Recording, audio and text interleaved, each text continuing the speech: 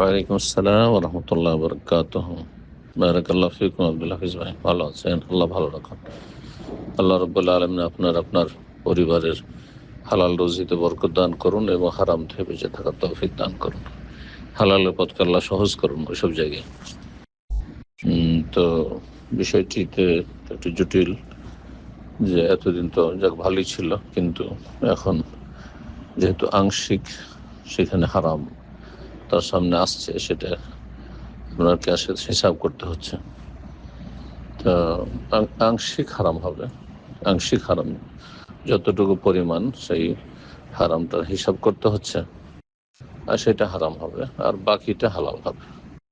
যত পার্সেন্টেজ ওখানে হচ্ছে মাল সামান যেগুলো বিক্রি হচ্ছে তার মধ্যে ওই হিসাবে হারাম হবে। এই জন্য যথাসাধ্য এটা ছেড়ে দেওয়াটাই নিরাপদ হবে। হ্যাঁ, তবে বলবো যে তাড়াতাড়ি করে তলাশ করেন, কাজ তলাশ করে যদি পেয়ে যাওয়া যায়, আর পাওয়া যাবে ইনশাআল্লাহ। আল্লাহর উপর ভরসা করলে আল্লাহ ভালো মিলিয়ে দেবে।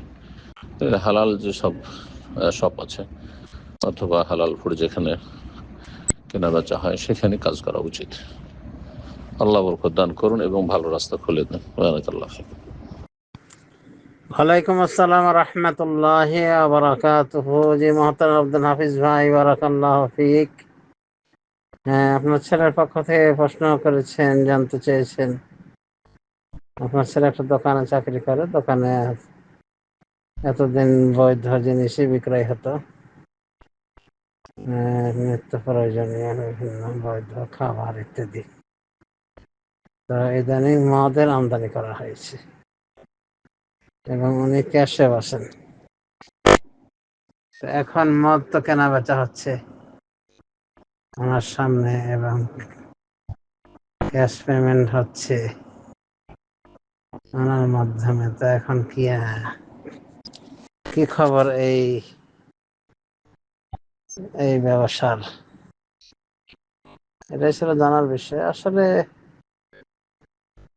এর আগ পর্যন্ত অসুবিধা ছিল না, কিন্তু যখন মদ চলে আসছে তখন ব্যবসাটা মশাক্কাল হয়ে গেছে, বিতর্কিত হয়ে গেছে। এটা আর সাফি বৈধ ব্যবসা থাকলো না। আর মদ এমন একটা জিনিস যে মদের বিষয়ে 10 জনকে লানত করেছেন রাসূলুল্লাহ সাল্লাল্লাহু আলাইহি ওয়াসাল্লাম। তার ভিতরে যে মদ পরিবেশন করে সেও একজন। মদ যে এনে দেয়, মদ যে খায়, মদ যে খাওয়ায়, মদ যে প্রস্তুত করে, সবাইকে লানত করা হয়েছে। তো যে পেমেন্ট হচ্ছে ওনার মাধ্যমে, এবং উনি বিক্রয়কারী। তো এখন তো মুশকিল, শরীয়তের দৃষ্টিতে এই চাকরি আর বৈধতা পাবে না। আর এই চাকরিতে কন্টিনিউ করলে এর অর্থই হলো একটা লানতের ভিতরে পড়ে যাওয়া লাগবে। লানতের চাকরি হয়ে গেছে। যতবার মদের বিল পেমেন্ট করা হবে বা নেবেন, ততবারই লানতি কাজে শরীক হলেন। সুতরাং এটা আমাদের ভিন্ন কোনো ব্যবসা দেখা উচিত, ভিন্ন কোনো বৈধ ব্যবসা, যেখানে এরকম মদের মতো কবিরা গুনাহের সমস্যা নাই। আল্লাহ ওনার সকল কাজ সহজ করে দিন, আমিন। আখির দাওয়ানা আলহামদুলিল্লাহ রাব্বিল আলামিন। আর একটা ইসলামিক ল হলো যে ওয়াতাওয়ানু আলাল বিররি ওয়াত তাকওয়া ওয়ালা তাওয়ানু আলাল ইসমি ওয়াল উদওয়ান। তোমরা নেকির কাজে এবং পরহেজগারদের কাজে পরস্পরকে সাহায্য সহায়তা করবে, কিন্তু গুনাহ এবং সীমা লঙ্ঘনের কাজে কেউ কাউকে সাহায্য করবে না। সূরা মায়েদার এই 2 নম্বর আয়াত একটি মূল নীতি নির্ধারণ করে, সেটি হলো যে কোনো সৎ কাজে সৎ ভাবে যেখানে লেনদেন রয়েছে সেখানে হেল্প করা যায়, সহায়তা করা যায় সে কাজটিকে এগিয়ে নেওয়ার জন্য, যদি সেখানে নেকি বা পরহেজগারিতার বিষয় থাকে। এক কথায় ভালো কাজে হেল্প করতে হবে। আর মন্দ কাজে হেল্প করা যাবে না, পরস্পরকে হেল্প করা যাবে না গুনাহের কাজে এবং সীমালঙ্ঘন কাজে। এটা তো গুনাহের কাজে হেল্প করা হলো, এটা ইসলামিক ল, যে যেখানেই পাপ সেখান থেকে দূরে সরে যেতে, হেল্প করা যাবে না। এই জন্য ওলামা কেরাম বলছে, যেমন শেখ আলবানী রাহিমাহুল্লাহ বলছেন যে একটা সুদী ব্যাংকে ঝাড়ুদার হয়েও চাকরি নেওয়া যাবে না। ফার্রাস যেটাকে বলে, দপ্তরি চা কফি যারা সরবরাহ করে, এরকম শ্রমিক বিভাগও কাজ করা যাবে না, কারণ এটাও কি গুনাহের কাজে, সীমা লঙ্ঘনের কাজে সহযোগিতা করার নামান্তর। তো বিষয়টা আসলে সিরিয়াস নেওয়া উচিত। ওয়াবিল্লাহি তাওফিক ওয়া সাল্লাল্লাহু আলা নবিয়্যিনা মুহাম্মদ ওয়া আলা আলিহি ওয়া সাহবিহি আজমাইন। রাহমাতুল্লাহ বারাকাত। এগুলো যদি নিজে মালিক না হইয়া কারো দিনে চাকরি করতে গিয়ে করা লাগে, তাহলে এটা সহজ, অনেকটা সহজ।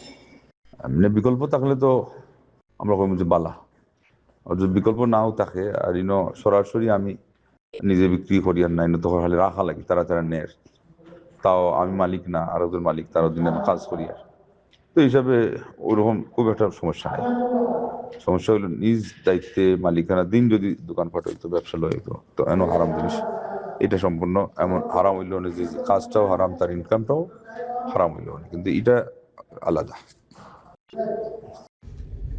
بسم الله الرحمن الرحيم الحمد لله والصلاة والسلام على رسول الله وبعد السلام عليكم ورحمة الله وبركاته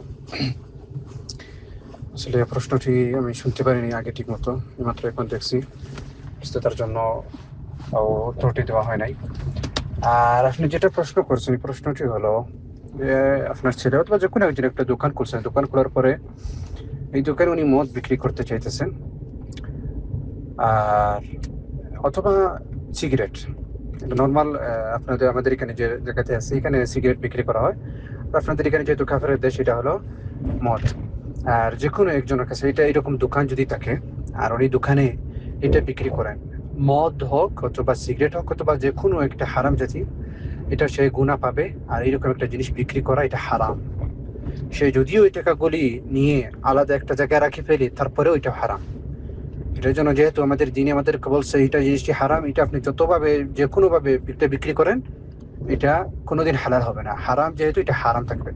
এটার জন্য নবী সাল্লাল্লাহু আলাইহি ওয়াসাল্লাম বলছেন যে যে মদটি যে নেয় আর সে পেয়ে যে দেয় সহযোগিতা করে, সবাই এটাতে এই গুনাতে শামিল হবেন। এটার জন্য আপনার ছেলে এটা বিক্রি করা, তার যদি দোকান থাকে তাহলে এটা সে তার দোকানে রাখা এটা হারাম।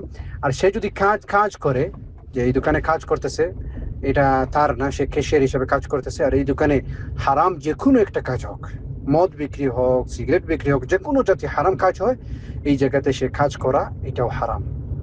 আশা করি ইনশাআল্লাহ আপনার প্রশ্ন উত্তর পাইছেন। আর আখির দাওয়ানা আলহামদুলিল্লাহি রাব্বিল আলামিন ওয়া সাল্লাল্লাহু ওয়া সাল্লাম আলা নবিয়িনা মুহাম্মদ ওয়া আলা আলিহি ওয়া সাহবিহি ওয়া সাল্লাম।